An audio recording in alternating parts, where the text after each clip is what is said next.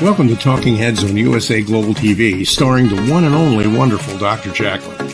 It's a prestigious place where world-class influencers and experts meet, and where you'll find the most trusted advisors and coaches for all things in life and business. Visit usaglobaltv.com to sign up for our newsletter, get the value you need, and be first in line to learn about events and giveaways and other valuable content. Connect with us. Email Dr. Jacqueline at usaglobaltv.com to talk about how you can become part of USA Global TV. That's USA Global TV, where the doctor is always in. Welcome to USA Global TV and Radio. My name's Jenetta Barry, and our show today is Talking Heads. And I'm an expert presenter on today's topic, which is the imperfection in the perfection and the perfection in the imperfection. So let's begin. The interesting thing is that last week, for those of you who were with us last week and with me, I talked about the Epiphany Process and how a cycle works, and our thoughts and our emotions are all part of cycles. And we tend to think that how positive we are mustn't have any negative connotation to it. We must eradicate all negativity. And it really makes it very difficult to find a balance in life. So we're going to take what we talked about last week and expand on it a little bit more on how the ramifications of that work. And I thought I'd start off first with a quote from Jeff Bridges, in actual fact, where he wrote some time ago, imperfection and perfection go so hand in hand, and our dark and our light are so intertwined, so that by trying to push the darkness or the so-called negative aspects of our life to the side, we're actually preventing ourselves from experiencing the fullness of life. And this is so very true. And, you know, to get back to this thing about removing out all our negative thought, word, deed, so that we can be the perfect human being, I likened that last week to electricity, because electricity, or any cycle, everything works in cycle. The noise coming out my mouth right now works in cycles. But if we look at the practicality of electricity, if you remove the negative out of an electrical cycle, it's disempowered. And yet people have forgotten, or we've not been told how, in actual fact, removing the negative aspects or the negative qualities, the negative traits that we portray as human beings out of our lives disempowers us, just like electricity. So we looked at bringing ourselves out from the extreme, from being either extremely positive on one side of the continuum or extremely negative. And our extreme overthinking, our extreme overfeeling, and bringing them all into an open-hearted grace, appreciation, acceptance, and spontaneous love. Because when you can take those two extremes and reverse them, they're actually polarizing themselves from the center line of balance of thoughts and emotions. When you can bring them back into center and create an epiphany moment, or a photon moment, we call it in science, then you go to this amazing open-hearted feeling of grace, appreciation, acceptance, and spontaneous love for the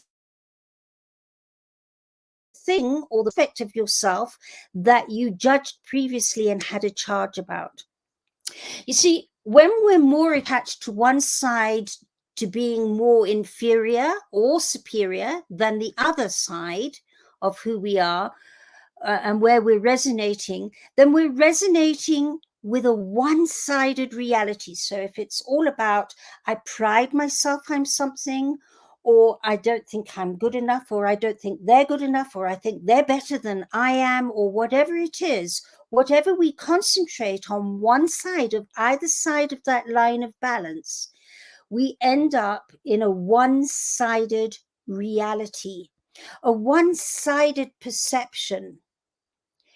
When we're able to acknowledge an equal amount of gain and loss in both sides, in that balance, and take out the charge we have about something or someone or about ourselves, when we stop looking at only one aspect of the whole cycle, the whole continuum, then we step into actuality.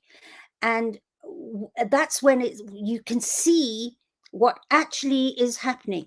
My clients always say when they have their epiphany moment, it's like they're able to stand back, a bit like Michelangelo when he done a painting and can step back, or any artist for that matter, looking back, and you see that whole picture of what you're creating.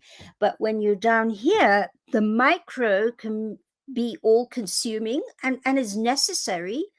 But when you can see what actually is happening, you're not just looking on one side or the other, then you can see that bigger picture. And it is so liberating to be able to see, oh, I was so hoodwinked before. So what happens is when you're able to reverse those polarities I spoke about last week and come into a place of open-hearted appreciation, you no longer are being distracted by those extreme thoughts or those extreme feelings. When we're in the extreme of overfeeling, feeling very emotional, or when we're in the extreme of overthinking things through, where you've thought it through to almost death, what happens then is, because those distract you from where your innate wisdom is, and you bring yourself into being able to become clear and certain and specific, you become more focused. You also find you become more authentic. And the interesting thing that I'm going to share with you today is that becoming specific, clear, and certain in how you see yourself, the world, and circumstances and other people are the three key ingredients to manifestation. I mean, we hear lots of people talking about manifest things into your life. If you visualize, you can see it, which works to a certain extent. But what happens is, because we're so distracted by fear and judgment through overthinking and overfeeling, it's really very difficult to manifest, because you can't stay clear, certain, and specific on whatever it is that you're focusing on. You're being distracted and buffeted all the time by these extreme thoughts and emotions. So this is the secret of being able to bring whatever is bothering you, whatever you're most charged about in this space. Then when you can bring that into a place of clarity, certainty, and specificity, you become a very, very accurate instrument of light, sound, and vibration. We are light, sound, and vibration, but sometimes that can be distorted. I liken it, when you're driving along and you've got the radio playing, and suddenly, if you haven't got a radio that automatically gets you back onto the dial, especially, a few years ago before radios could do that, it used to wander off that bandwidth. And suddenly, whatever you were listening to, whether it was music or somebody talking or whatever, would get very distorted. And you're sort of going, what are they saying? Because the distortion is just too much to deal with. Now, what if you liken yourself to a radio station? And in actual fact, because we are instruments of light, sound, and vibration, we're actually a two-way transmitting and receiving radio set in our own form, in a different form. And the wonderful thing, when you have an epiphany moment, when you create photons in your sense of being, that instrument of light, sound, and vibration, which is you, suddenly becomes very accurate and on the dial so that you accurately transmit and you accurately receive whatever comes back. So there's less room to misinterpret what people are saying or feeling or doing. You've got that clarity and certainty and specificity of what's happening out there, and you feel clear and certain and specific, and also able to access your innate genius deep, deep, deep down inside you. So that is, when you get to that point of being able to practice, because bringing yourself into centered focus, certainty, and specificity is a skill. It isn't a hit and miss. You don't go off and go, I'll try it this day and not another day. As we all know, skills require practice. Whether you're a musician or a singer or a sports person, whatever you are, it's filled with skill. And we all know that needs to be practiced. And in fact, I call this skill daily mental and emotional gym, because we all understand we have to pitch up regularly at gym, daily preferably, to get fit.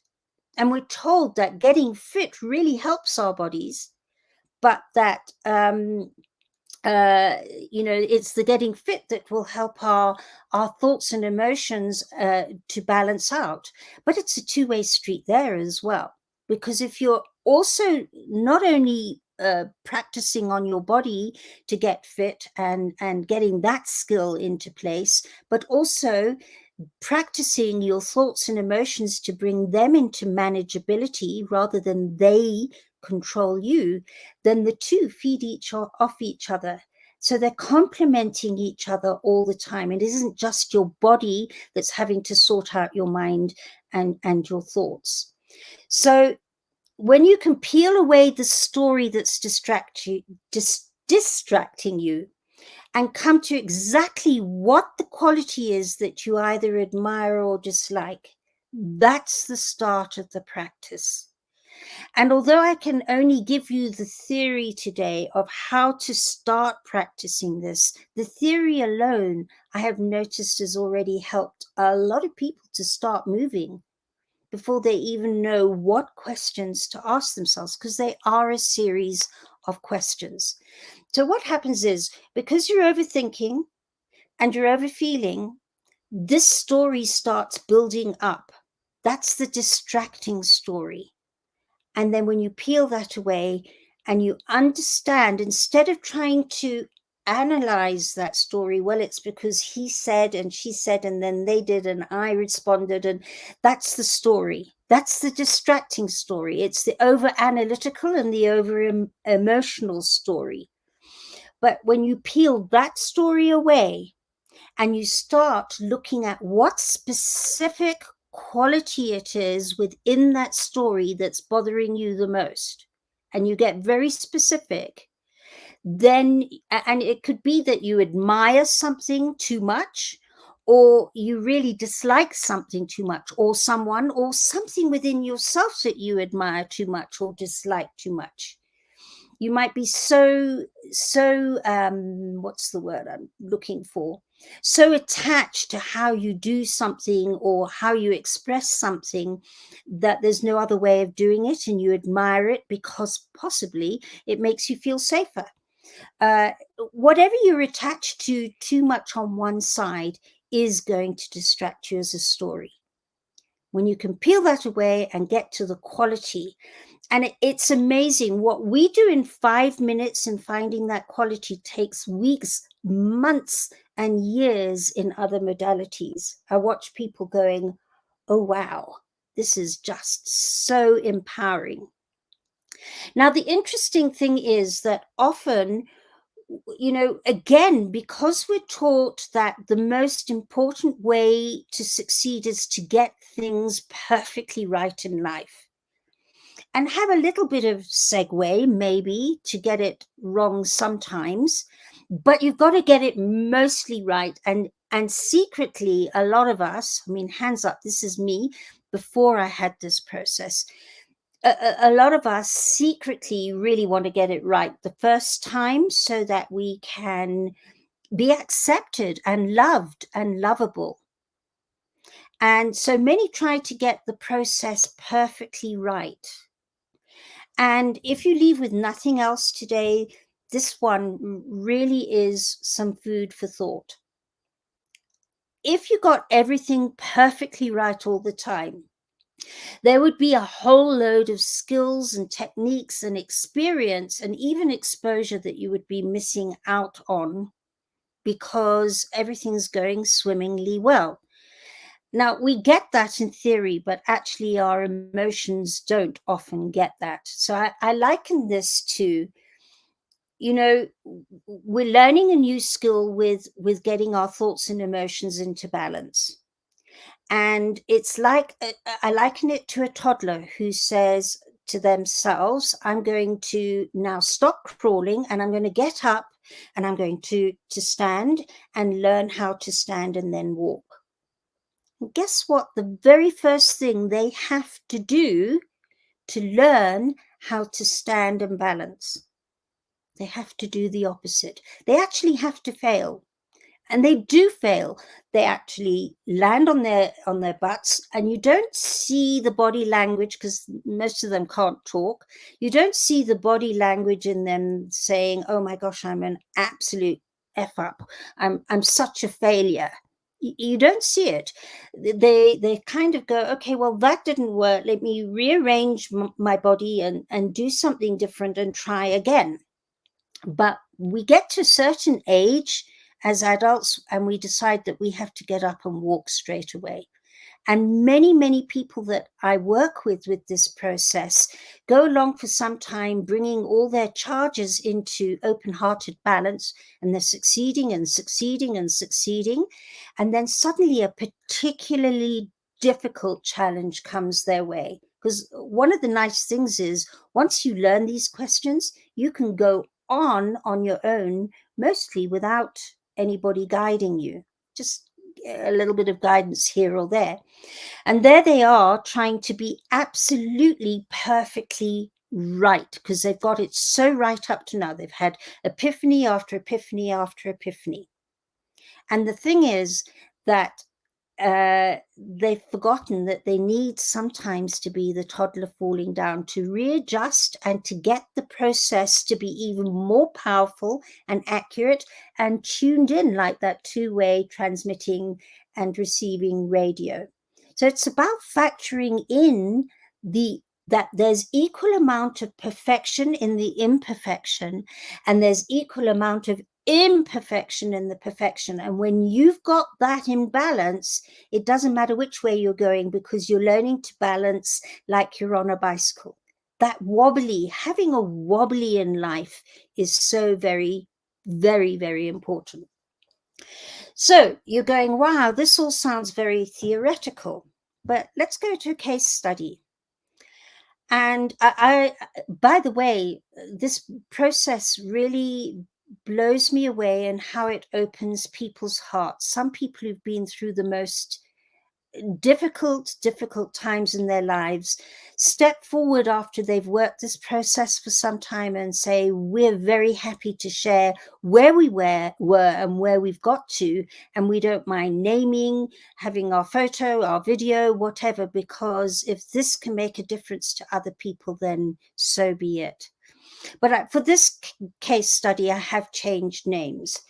So I call this the case of Susie and Johnny, and it's really about relationships in general, because all relationships work in the same cycle, but just in the form of that relationship changes depending on who it is and who it's with or not with, and so on.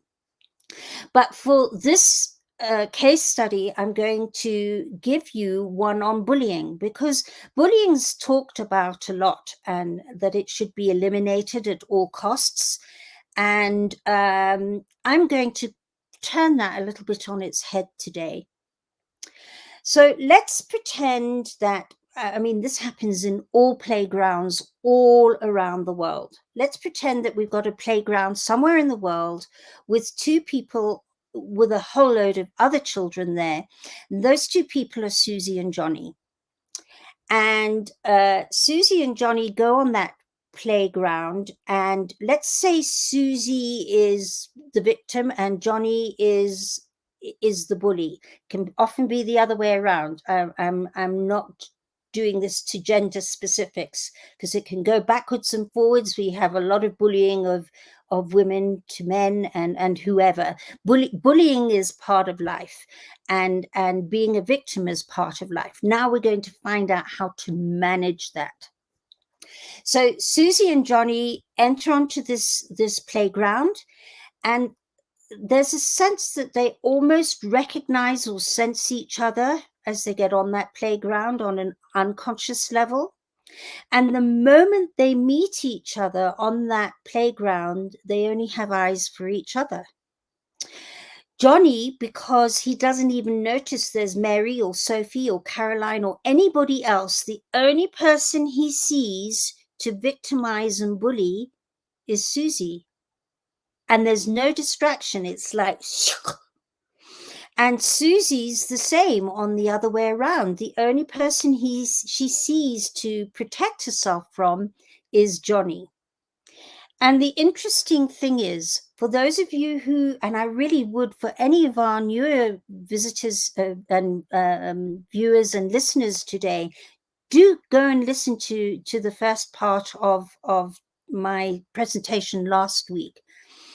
But one of the things that happens is when you try and be all kind and gentle and thoughtful and loving and giving, it pushes you in the one direction only I was talking about, the positive direction, and far away from the line of balance. So this is the story that Susie is running in trying to be the perfect human being. She's judging that half of who she is imperfect. So any of these traits I'm just about to list in their opposites, she tries to eliminate out of herself because she feels they're horrible and nasty and not necessary and should be got rid of at all costs. So Susie concentrates on only being kind, thoughtful, loving, giving, gentle, peaceful, all those positive traits. And as with last week, we got for each trait to hop away from the line of balance because you're now going towards the positive side of the charge of that cycle. So Susie is far away from the line of balance. Johnny is running the opposite story. And in fact, the story that Susie's running is the world is a very unsafe place. And unless everybody, including her, the people who are so close and dear to her, and the world at large start becoming kind and gentle and loving and thoughtful and giving, unless they do that, everybody will die. It's life-threatening. It's so life-threatening for Susie, she'll do anything to make sure she's kind and gentle and thoughtful and loving and giving. And it basically means that she's judging that the other half of who she is not acceptable, because the opposite traits to that are being human. They're part of being human. Cannot eliminate them. They're a part of who we are. They're the other side of the line of balance, and they matter. They are part of us. They are matter. Now, Johnny is running the story. The world is a very unsafe place. And unless everybody becomes forceful, shouting, violent, hitting, all the opposite traits to the ones that she was running, unless the whole world does that, you can't be safe. So he and the people that matter to him and the world at large needs to be that forceful to keep the world safe, especially to keep him safe.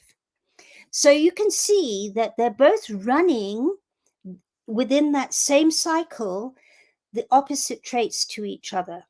but they are part of that same one cycle, that same charge. Now, the interesting thing is, if you try and take Johnny away from Susie and try and make Johnny do what Susie's doing, which is about being kind, gentle, loving, giving only, and you take Susie to one side and say, we'll protect you from Johnny and make sure that you are safe and sound. All that happens is that until both of them, because Johnny is judging that whatever Susie is are traits that he doesn't portray, that are not a part of who we are, but he's really judging half of who he is.